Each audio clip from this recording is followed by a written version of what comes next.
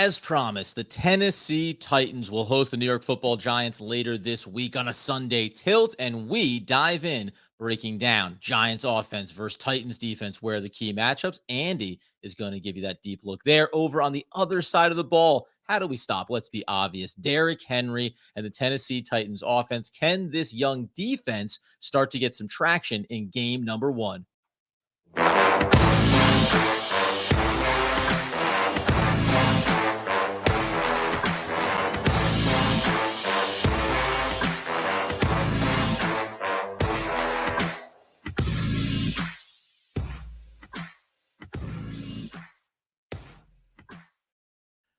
Yes, friends. On a Tuesday, it's OGP, the One Giant Podcast, where, of course, we are your hosts over here. Adam Arbrecht breaking down the Brooklyn Nets on the Locked On Nets podcast. And yonder there, the healthy, wealthy, and wise, the seasoned generational ticket holder packing his bags to head to Tennessee, Mr. Andrew Makowitz. I wish I was going to Tennessee. Have you ever been to Nashville, Adam? I have. I took there on a little bit of a road trip, stopped through there. Lovely town. Obviously, the music, the pageantry of it all. It's everything you would think it would be. It is, and the stadium is within walking distance of all the bars downtown, which is like the craziest part about it. So, and he's got the tip for you there as well. Very, like kind of like almost like a college town feel that you're like right downtown in the mix of it all. That being the case, though, as we said, we wrapped up just some of the off season coming into it, and now ready to dive into this week one matchup for the New York Football Giants. But before we do, just a couple of news and notes around the Giants organization, because there was this one looming question, Andy, and that was, how are the Giants going to have any money? A little something we call operating money for the season, right? You need it for injury concerns, to be able to bring in players, etc. We suspected that Leonard Williams was going to be the most obvious candidate to help find that extra money in the couch cushions of the New York Football Giants house, and they do exactly that late yesterday. Yeah, and we talked about it on the show yesterday. Clearly, they did not want to kick any cans down the road, as you saw by getting marginally some cap savings on releasing some different veterans before. They were literally trying to do anything they could to not have to restructure. But the way that it just worked out, they looked at it and said two things. Where can we get the most money very quickly? And where can we also restructure someone that we expect to be here during this longer term rebuild? And that really circled in onto Leonard Williams. And so, as Dan Duggan and Field Yates and others have reported, the Giants converted his $17.5, almost $18 million base salary into a signing bonus. And what that does, that restructure allows them to add a voidable year onto the contract. When you add a voidable year, Adam, it actually allows you to spread the cap hit and dead cap across those multiple years.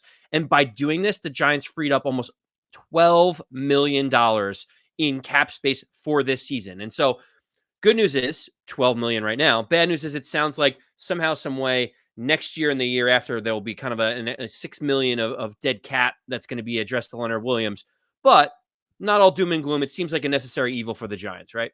Yeah, listen, you need to have about $10 million, they say, going into the regular season, right, to make sure that you're covered in case something were to go wrong. You need to be able to make moves and have a little bit of financial flexibility. But to your point, you do it with a guy that you think will be here potentially beyond this contract that he's currently on, so you can always revisit it. And, I bet Joe Schoen is a little bit biting his tongue having to put dead cap money on the books next year, because when you went and looked at where their cap was, it was almost $40 million in dead money. Like, that's what's been hurting them so much. Luckily, next off season, a lot of cap room, so that little dead cap won't be too damaging.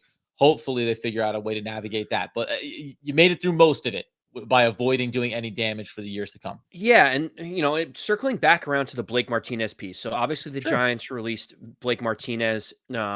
Different media reporters and beat writers had different perspectives on what that meant from a cap savings. It seems like over the cap has stayed basically saying that the Blake Martinez cut was only like $150K worth of cap savings. So others like Art Sableton, who saw that Spot Track had it at about $4 million. Yeah. It was clear after this restructure and the way that they did it and how much money they kicked out, that I don't think that they really got any savings from the Blake Martinez piece, which kind of makes it even a little bit more surprising. And Adam, we're not into a lot of conjecture and speculation, but at the same time, just know that there are whispers around people around the Giants saying this was not just a football decision, that there was like some other things going on, especially around the cap savings and the timing of it all, where like, when people say they mutually agreed to part ways, like, doesn't someone have to go to one of the other parties and be like, this isn't working, right? Yeah, 100%. But listen, I'll put it in a couple of contexts for you, and it is what it is. Like again, I found it interesting. Some other outlets that cover the Giants look at this situation far more with far more confusion maybe than we did, and it's not about the money issue is there, etc. But as we've said all along, and I've been a big proponent of, get younger, develop the talent. And I understand you still have to have guys out there playing on the football field, and they're going to have some issues there. But remember, when they talked about the captains being named, when he was not named a captain, we had people in the comments, well, the players picked that. It's not a team choice. Right. The players pick it. So even players inside of that locker room, you got a couple of facets there. Where is he coming back from with his injury? Is he 100% healthy? And then also just seeing the unfortunate timeline of Darian Beavers looking better and better and stronger, and having guys like Julian Love move into a more prominent veteran leadership role. You maybe look at that and you say, hey, like, we like what these guys are doing out there with us. Unfortunately, you get a guy that goes down. Doesn't mean he would have been named captain, but maybe Blake Martinez would have been around on this roster. And I think also best opportunity for Blake to go maybe have some success somewhere else. Giants probably saying, Wink Martindale's system, you're not going to get utilized the same way that you once were. You may be in a reduced role. And if you're Blake Martinez at 27, 28 years old, you look at that and go, hey, like, I'm trying to go after this year. I want to be going and making money somewhere, and you are not necessarily going to give me the best opportunity. So I think you're right? Mutual parting of ways is there's frustration on maybe the player side, and then just an expectation from the organization side that does not meet. So it is what it is, and I'd rather not have that be a part of the team. I'd rather be playing younger and maybe going through some learning curves than have a guy out there potentially making some marginal plays for us that really don't matter in the end. Right, and if he's 29 years old and the Giants are saying 29, yeah. you're gonna be a backup and you're gonna get rotational, he's like, "Hey, I'm trying to get one more contract. I need to show Right, people 30, that I'm 40% of the healthy." snaps. Right, like that doesn't really showcase my ability. It sounds like it was best for all. There's also the whispers of like which guys were signed by the Gettleman regime that were Joe Judge guys, Patrick Graham guys. Yes, yeah. Big Like part of there's that. that whole thing with Logan Ryan and others that maybe Blake Martinez kind of fell into. And with the changing of the coaching staff, Adam, these are the types of things that can happen. Speaking of changing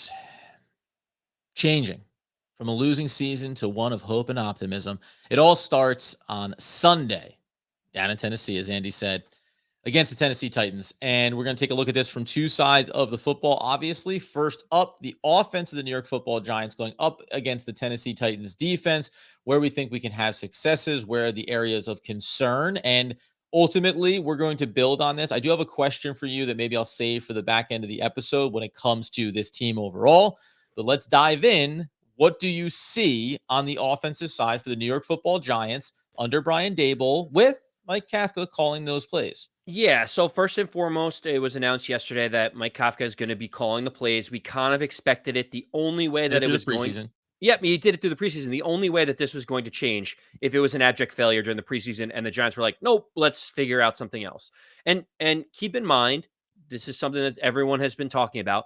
When Joe Schoen was hired to be the general manager and they asked him, would you like your head coach calling plays? He said, I would prefer him not to. I would prefer him be able to handle the entire team and delegate those responsibilities to someone else. And when they came in, that was kind of the expectation for Brian Daboll. It's like hire someone super smart, super bright to be able to make those play calls. They hired Mike Kafka. And the other piece of it is like Mike Kafka was the QB coach, in Kansas City.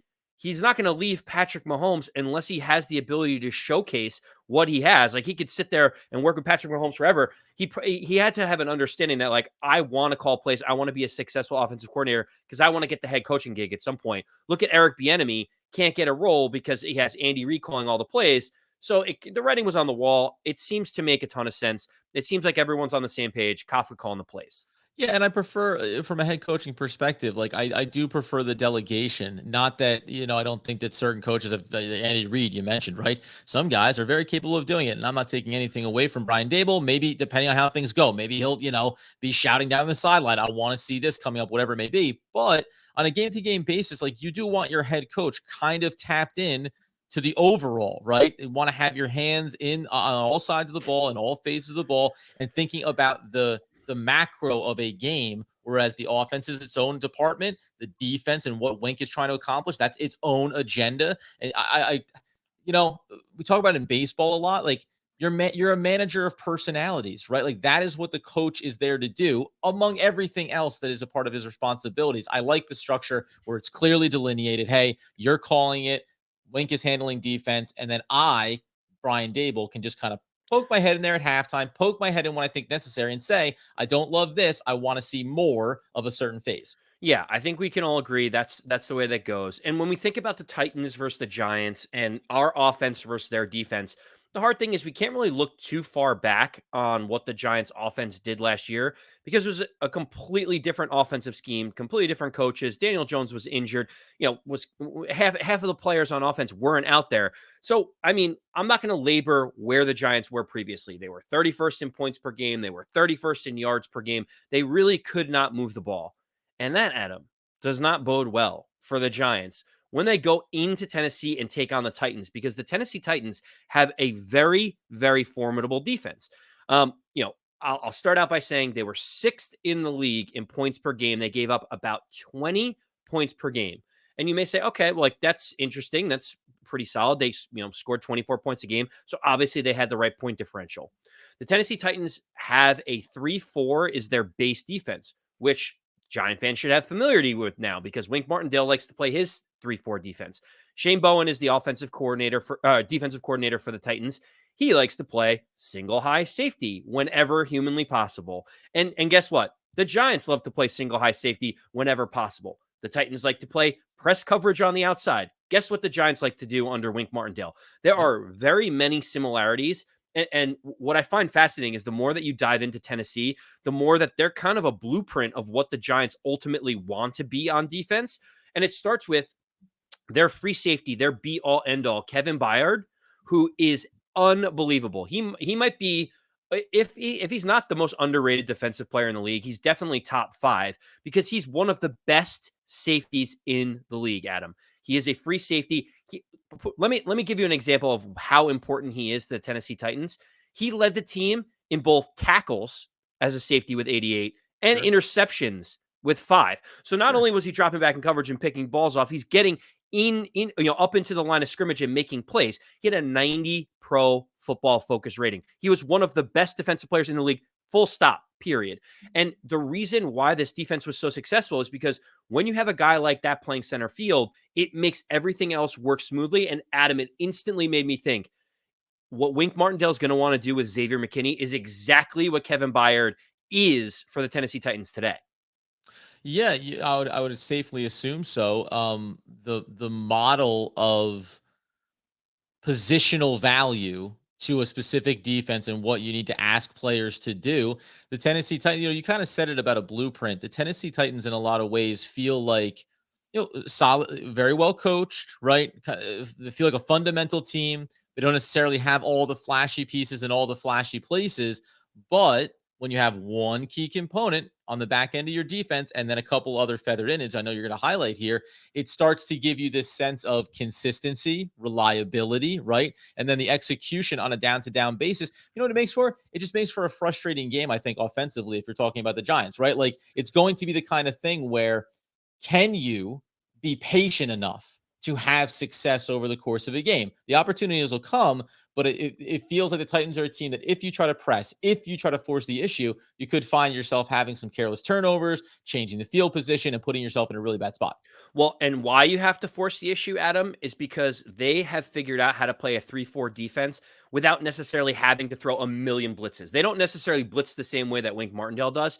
Their 4-headed monster of Jeffrey Simmons, Danico Autry, Harold Landry, and Bud Dupree were unbelievable last year. Those are 3 kind of shifty, versatile guys that kind of worked across the defensive line, in some outside linebacker. They sometimes had 4 defensive linemen on the field, even though they play a 3-4 defense. And what did that lead to, Adam? The calling card for them is it is impossible to run the football on the Titans. They were number 1 in the league in rushing yards against per game, 83.9, and 6th in the league in rushing yards per attempt at 3.9. people could not run the ball against them. And so what does that do? Yeah, go ahead. No, because this is interjecting with questions. Does that make you feel like then this is a situation where it's week 1, we're all excited to see Saquon Barkley back out there doing his thing, and you may not see him get those 20 carries that you want to see him get in the running game. This could be more the the total attack of what you can do passing, getting the ball into his hands, but doing it in multiple different looks. Yeah, they are very, very difficult to run on, and we've mentioned it ad nauseum about not just pounding Saquon Barkley through the tackles. That's not the way to use him. I think Giant fans need to stop using the word rushes or rushing attempts for Saquon Barkley and Touches. just think about how many touches he can get. How many times can you get a playmaker a ball in space? That's really what's most important. And Tennessee is a prime example of that. The Giants, I don't believe, are going to be able to move the ball effectively through the running game. Now, what I will say is you still have to try to run the ball to keep people honest. So there are going to be times where, depending on if they do different jet sweeps, they have some different ways to get involved. The Giants will still try to run the ball, and a big guy like Evan Neal can help push that line. But Adam, to your point, like Giant fans shouldn't expect this to be an 18 rushes for 100 yards for Saquon Barkley type of game, because that's just not what our offensive line is necessarily built for yet. And that's not what the defense is going to be giving us.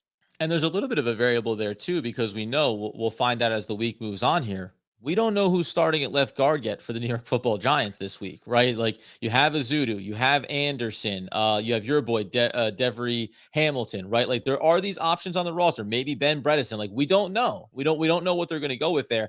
And I only bring it up to say there's different degrees of expectations around each one of those guys, but there's also a different value of skill set, right? Some guys more adept in pass protection, other guys better in run. So depending on how that starts, then you start to say, well, are we going to shy away from this area? Are we going to try to run away from what could feel like a weakness? Obviously, we can sit here and say, the Tennessee Titans don't know who we're going to have starting at left guard. It's a mystery for them too. Unfortunately, even in the best case scenario, even if it had been Shane Lemieux out there week 1, I don't think we were sitting here saying like right out the gate, hey, watch out left side of the line, knowing that Andrew Thomas is running really good. And we're still wondering how solid and consistent our center play is going to be too. Yeah, don't be surprised if there's a lot of runs to the right for the Giants, considering you have Evan Neal and Glowinski there. You feel pretty solid. And that's Evan Neal's strength to start too. Better in run than he's going to be in pass protection early in his career. Exactly. And so listen, these are the things that the Titans do well. It's Sorry. So the Giants are going to run into what it will be the very predictable, the predictable side of the line. Well, no, I mean, that's why I said jet sweeps and other things are going to be probably how you get creative with it.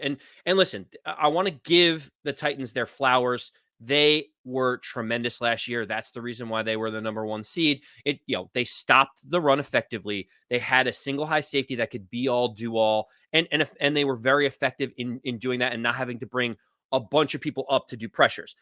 Now, keep that in mind. They were 10th in the league in sacks, right? So they were still able to get to the quarterback because they're able to stop the run and say, you have to have more pass attempts, which allows us to get home on the quarterback more often.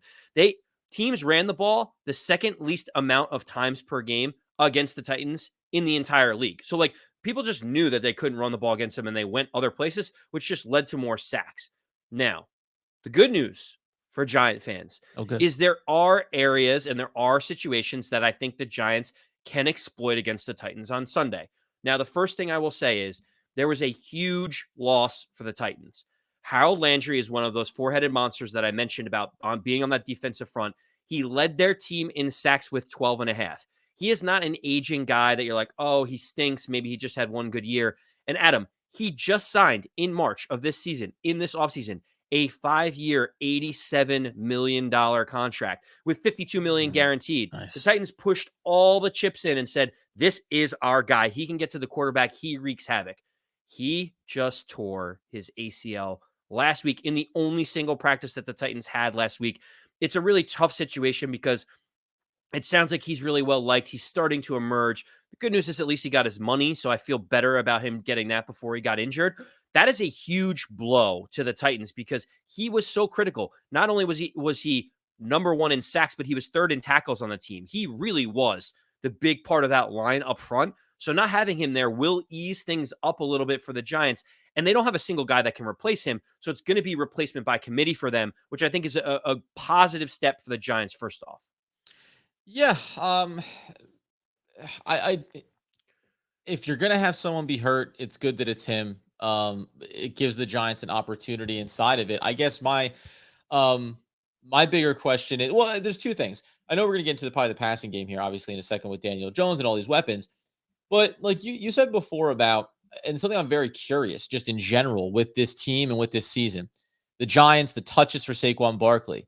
I still don't know for sure if this is going to be Saquon is healthy and he's out to prove something, and the Giants are going to run him into the ground, or they're going to try to maximize his value. The two minds are, well, if this season is about winning games, then you want to save him and feather him through it, and you think he could be back on another contract, all that stuff. The other side is no, like we want to steal whatever we can get whenever we can get it, and that means playing your best players as much as possible. And I'll be curious to watch for what it looks like with an injury like that to the defense up front there, what it will look like if the Giants try to pound this thing a little bit. Just on those, like you said, on the opportunities when you know you need to. You can't run forever on the outside edge, right? When you go up the gut, can you have a little bit of marginal success? And then ultimately, what we hope would open up the opportunities in this passing game, something that for the most part is a mystery to me, because we haven't seen, like, we can watch the Davis Webb reps and think like, hey, this is some of what we can expect from the Giants offensively this year. But in practice and in preseason, we didn't get a lot of Daniel Jones, Kadarius Toney, Kenny Galladay, Sterling Shepard, right? Like, we didn't get to see the full flex of what this offense can be. How confident are you that this offense comes out day one, week one, rep one, and looks like a team that's competent and knows how they want to move the ball? That's a phenomenal question, phenomenal Thank you. setup, Adam. They will have to keep them honest in the rush game. Yeah. Like Saquon is going to get his touches. I would expect him to get, I don't know, 7 rushes. Like I don't really expect him to have very many, but he could have 8 or 9 catches with 10 targets out on the outside. Like I think that's really how they're going to utilize him. So you think like In 15, 20 touches in the game for him? Yeah, I mean Okay. that to me seems fair. I don't think he's going to get 30 touches. Like it's just not realistic Yeah. option. But what I do think is realistic for the Giants is you mentioned the passing game. So I think the Giants are going to have to move the ball through the air to win on Sunday against the Titans. You may Running say, pass well, plays? yeah, running pass plays, right? Yeah. Like, but the people may say, well, that's obvious, Andy, because the Titans can stop the run. But it's not just about that. It's where are the areas where I think that the Tennessee Titans you can exploit them, and look no further than both the inside linebacking room as well as the cornerback position for the Titans. Keep this in mind. Roger McCreary is starting. He's on the depth chart as starting. He was a second round draft pick this year, has Yeah. no NFL experience, will be one of the starting cornerbacks on the outside. Right there, you're getting rookie week 1, right out there against either Kadarius Toney or Kenny Galladay or someone like that. That is an area to exploit. On the other side is Christian Fulton. He's been, he's 24 years old. He got drafted in 2020. He had a 66 Pro Football Focus rating. It's not like he was the shutdown corner, the be all end all on the other side. Those are matchups that the Giants can exploit. If you're telling me Kadarius Toney is matched up against either of them, that is an advantage to the New York Football Giants. And so when you look at the cornerback room, not only that, but the linebacking room, Adam, there is not a single linebacker that they have inside that can handle either Sterling Shepard, Wan'Dale Robinson, or Kadarius Toney. So the idea is the cornerback room is successful, and plays over the middle, if Daniel Jones has time, are going to be open because the separation that our guys can get against their inside linebackers is going to be the key. Do you think that you mentioned it there, saying about whether it's Wan'Dale Robinson, some of his other matchups? Do you think they're all plus matchups primarily? I mean, is it the trickle down effect? Hey, if Kadarius Toney eats a little bit early, then everything thereafter starts to have that much more success. And I don't even think, did you mention Kenny Galladay in that equation? Like, where does Kenny Galladay? How effective does Kenny Galladay need to be in this first game in order for the offense to have overall success? Well, I don't know if this is the game where you definitely need Kenny Galladay. I mean, obviously you want him to be a key contributor. You know, he's got the Enough plus matchups here to Right. Like, I mean, yeah. but both the starting cornerbacks for the Titans are 6 foot and 5'11. So they're not huge, big bodies. Kenny Galladay is going to have half a foot on either of them when he goes up for matchups. So he will have a size advantage. But for me, I do think that the Giants wide receivers have plus matchups across the field. There is going to be mismatches all day, which the Giants are going to look to exploit. There is no way that you can have Kadarius Toney and Wan'Dale Robinson both in the game and have either a slot corner and a linebacker guarding them and expect to see success on the defensive side of the ball. That is going to be an area they cannot have. So essentially the Titans are going to hope and pray for is the Giants try to run the ball. They don't get very far on first down or second down, and the Giants are constantly in 3rd and 8, where they can say we have enough players behind our defensive front to give you those 5-yard plays, and we just got to make tackles. Where they really would struggle is if the Giants can move the ball on first down with some of these short out routes or these 5 to 7 yard slants, or even get Bellinger involved. Then all of a sudden it's like, how if we do a little play action, a guy like Kadarius Toney getting 2.5 seconds against one of those linebackers is going to be an unmitigated disaster for the Titans. Yeah, I mean, it's going to be really fascinating to watch. And I think to your point, it's so funny the way games work here. And we'll start to turn our attention. I'm sure Andy maybe has another little nugget if he wants to. Otherwise, we'll turn our attention over the defensive side of the ball for the New York Football Giants and taking on this Titans offense. But, it feels like, and we won't know this until the games get going, but it feels like how the Giants start games is going to be pretty critical, right? If it's a game like this, you have some plus matchups there with your wide receivers, you got to hit them, right? You got to get those first couple of moves, get that drive going, get an opening drive score. That type of momentum feels relative to the Giants' ability to win or lose. And what I mean by that is just like really good teams, man. The Tampa Bay Buccaneers, the Green Bay Packers, Aaron Rodgers could come out and throw 3 balls into the dirt on the first possession, and it wouldn't change how you felt about them in that game. For the New York Football Giants, I think it does matter, right? This is the first opportunity for Daniel Jones to put a good foot forward, for Kadarius Toney to put a good foot forward this year. Rookies, offensive linemen from Evan Neal, a lot of pressure on Andrew Thomas now, right? Like all this stuff offensively feels like when they get out of the field there, and for the Giants fan base, right? If you go out there and you do the classic, not even 3 and out, we've all been there, we've all watched it, right? It has about 5 plays, move the ball about 13 yards, and a punt. It's going to suck all of the life and energy out of what could be possible in a game like this, in a season like this. And that's where I think the offense holds a lot more weight than the defensive side of the ball. Yeah, you're spot on, and the difference, as you mentioned, with obviously guys like Tom Brady and Aaron Rodgers are all-time greats, but to your point, if you make the Packers or the Tampa Bay Bucks one-dimensional, Tom Brady and Aaron Rodgers can still accomplish what they Right. need to and move the ball down the field. I'm not that confident because I haven't seen it yet from the Giants offense, where if they stop the run and the Giants get behind 10-0 and they have to throw their way out of it, I haven't seen this version of this offensive line be able to stop any rush that's coming at them. And I have not been able to see Daniel Jones make decisions when he drops back, if he has any time at all. So a lot of question marks, but to your point, that's why it is imperative for the offense to get off to a good start, be able to at least move the ball a little bit down the field, gain some confidence, and not make themselves as one-dimensional as they did all last season.